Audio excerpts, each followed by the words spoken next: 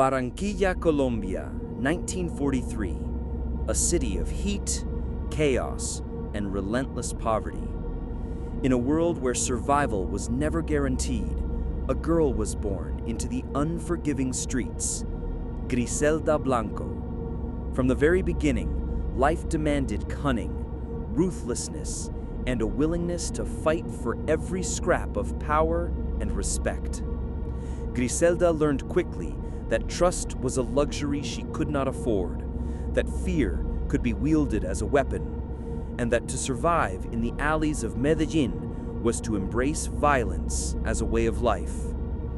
As a child, she roamed the streets with a calculating eye, watching the comings and goings of thieves, hustlers, and gangsters.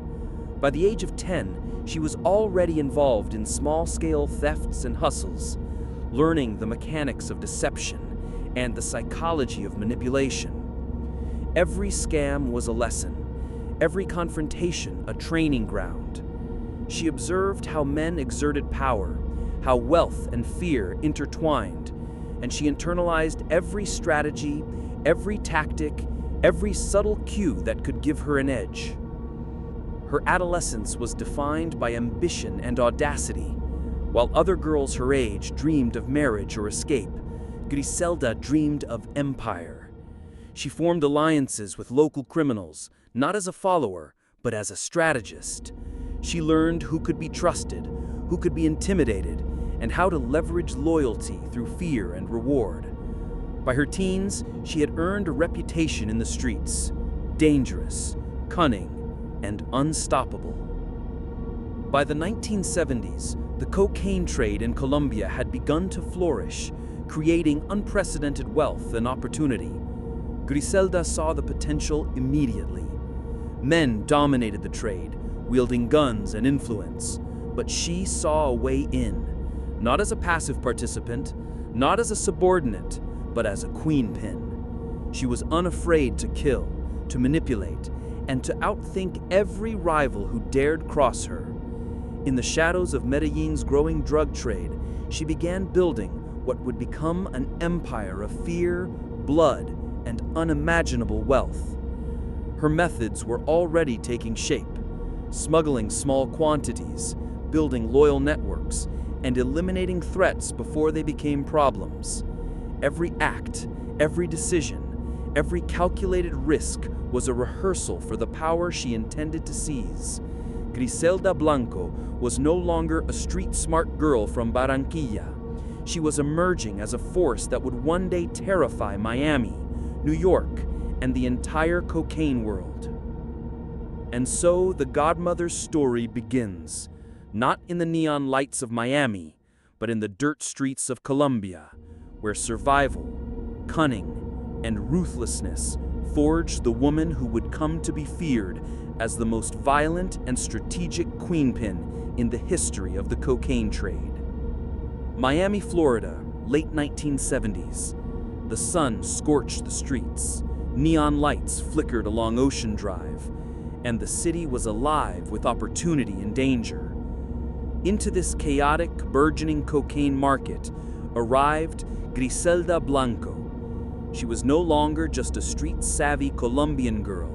She was a strategist, a predator, and a woman determined to dominate a world ruled by men. Her arrival marked the beginning of a reign that would terrify a city and reshape the drug trade forever. Blanco moved quickly. She established front businesses, small shops, laundries, and nightclubs that served as covers for her smuggling operations. Her network extended from Miami to New York, linking her to suppliers in Colombia and street-level distributors across the United States. Every detail was calculated: routes, schedules, payments, and security. Nothing was left to chance.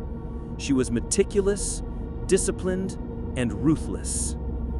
But power came at a price, and Blanco knew that fear was her most effective currency. Rival dealers, anyone who betrayed her, or even those who failed to deliver were eliminated without hesitation. Hits were carried out with precision, drive-by shootings, sniper attacks from rooftops, and execution-style murders in daylight. She inspired terror not through rumors, but through actions that left the streets bloodied and her rivals trembling. The Godmother was strategic in her violence. She assembled a cadre of loyal enforcers, hitmen who executed her orders without question. Each member of her inner circle understood the rules: loyalty, obedience, and absolute discretion. Any betrayal was met with immediate retribution, reinforcing her dominion. Even law enforcement officers were not immune. Bribery, intimidation, and cunning allowed her to manipulate the system in her favor, keeping her operations insulated from scrutiny. Her smuggling methods were innovative and audacious. Cocaine arrived from Colombia via planes, boats, and human couriers, often disguised as ordinary cargo. Once in Miami, it was stored in hidden warehouses, distributed through a network of trusted operatives, and moved swiftly to avoid detection. Every shipment was a test of her planning, and each successful delivery reinforced her empire. Failure was not an option, and she ensured that no detail was overlooked. As her power grew, so did her notoriety. The streets whispered of La Madrina, the Godmother, whose reach extended across state lines. Her influence was not just criminal, it was psychological. Entire neighborhoods lived in fear of her wrath. Men who thought themselves untouchable learned that crossing her meant death. Innocent bystanders witnessed violence as routine, a reminder of the iron grip she maintained over the cocaine trade. And yet, Griselda's genius was not limited to terror. She was cunning, adaptable, and always 3 steps ahead. Law enforcement pressure increased, but she constantly evolved, changing routes, altering contacts, and staying 1 step ahead of DEA operations. Each adaptation was a chess move, ensuring the survival and expansion of her empire. By the early 1980s, Griselda Blanco had become a legend, feared and respected, a woman whose ambition and ruthlessness left a permanent mark on Miami's history. By the mid-1980s, Miami streets had become a battlefield. Griselda Blanco's empire was at its peak, and the body count reflected it. Drive-bys, sniper attacks, and brazen daylight executions became routine. Every rival, every perceived threat, every disloyal employee was eliminated without hesitation. Fear was her most potent weapon, and the city learned quickly. Crossing La Madrina meant death. One rival attempted to encroach on her territory, thinking he could outmaneuver the Godmother. Blanco responded with ruthless efficiency. Hitmen arrived, silencers muffling the shots, leaving bodies in abandoned alleys as warnings. Another rival disappeared after a brief meeting with her, never to be seen again. Each act was calculated, designed not just to remove obstacles, but to send a clear, unmistakable message. She was untouchable. But power always attracts attention. The DEA and Miami police began to notice patterns: an unusual spike in cocaine distribution, a series of violent killings connected by method and geography. Surveillance teams observed shipments, tracked associates, and tried to identify the elusive Queenpin orchestrating the chaos. Blanco, ever the strategist, adapted. She altered routes, shuffled operatives, and used coded communications. Even the most determined agents struggled to penetrate her network. Her paranoia grew alongside her empire. Associates were constantly tested for loyalty. Phones were tapped, packages inspected, and meetings moved at the last possible moment. Any leak could be fatal, and she treated suspicion as an offense. Employees who failed to follow instructions were not punished mildly. They vanished. Some were executed quietly, others publicly, in acts designed to terrorize those who remained. The streets themselves reflected her influence. Violence became normalized. Miami's neighborhoods were no longer safe. Citizens witnessed killings that would have horrified any ordinary person, yet fear kept them silent. Blanco's control was both invisible and omnipresent. She operated like a shadow, unseen but always felt, a constant reminder of her reach and power. Law enforcement pressure intensified. Undercover agents and informants risked everything to infiltrate her operations. DEA raids disrupted shipments, but Blanco always seemed to anticipate them. Each failed operation was a lesson, each near capture a step toward perfecting her evasive methods. She became a master of deception, always 3 steps ahead of those who sought to end her reign. Yet the cost of her violence weighed heavily on the empire itself. Allies were wary, rivals grew desperate, and the constant cycle of murder and fear began to destabilize the network. Blanco responded with even greater brutality, ensuring loyalty through terror, maintaining control at all costs. Her methods were extreme, her reach vast, and her determination unyielding. The Godmother had become both legend and nightmare, a force of calculated chaos that Miami could not ignore and law enforcement could not yet contain. Miami, 1985. The city had felt the Godmother's wrath for years. Violence, fear, and death had marked every corner where her empire held sway. But the authorities were closing in.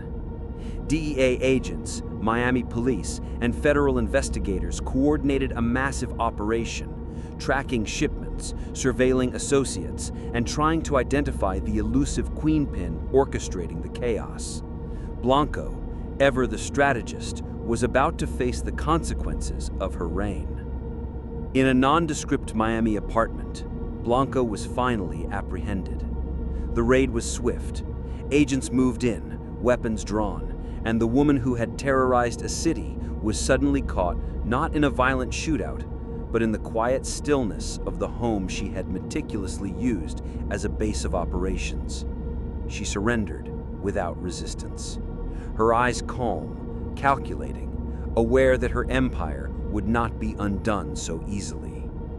The evidence was overwhelming. Documents detailing shipments, coded communications, and the accounts of terrified associates painted a portrait of a criminal mastermind. Her reputation was no longer whispered in fear. It was confirmed, meticulously cataloged, and undeniable. The city exhaled, but the story was far from over. Blanco's trial became a media spectacle, a gripping story of ambition, violence, and unparalleled ruthlessness. Witnesses testified about murders, shootings, and brutal enforcement tactics. DEA agents recounted the scope of her cocaine empire, detailing smuggling operations that spanned continents. Associates described loyalty tested by fear and betrayals punished by death. Every detail revealed the calculated precision with which she ran her empire and the terrifying lengths she would go to maintain control. Sentencing followed. Blanco was convicted on multiple charges, including drug trafficking and violent crimes, and imprisoned. Even behind bars, her legend grew. She continued to exert influence, her name whispered among inmates and traffickers alike, a reminder of the power she once wielded over Miami's streets. After serving years in a U.S. prison, she was deported to Colombia. Though her freedom returned, her life was no longer hers to command. In 2012, in Medellín, Colombia, the Godmother's life ended abruptly, gunned down on a motorcycle by unknown assailants. The streets that had once feared her erupted in shock, but the story had come full circle. A life defined by violence, ambition, and the brutal consequences of living by fear and violence. Griselda Blanco's legacy is both cautionary and awe-inspiring. She reshaped the cocaine trade, challenged conventions, and instilled fear in an entire city. Her empire was built on strategy, cruelty, and an unrelenting drive to dominate. Yet her story is more than crime. It is a study of ambition, the intoxicating allure of power, and the brutal consequences of living by fear and violence. the godmother of cocaine remains a figure of legend, a reminder that the line between genius and monstrosity is razor thin, and that the streets always remember those who command them, whether through respect, terror, or the deadly combination of both. Her reign was absolute, her methods methodical, and her story unforgettable. If you enjoyed today's video, we thank you very much. Please like and subscribe to Rarebreed Chronicles. And let's dive into another story that defies the ordinary.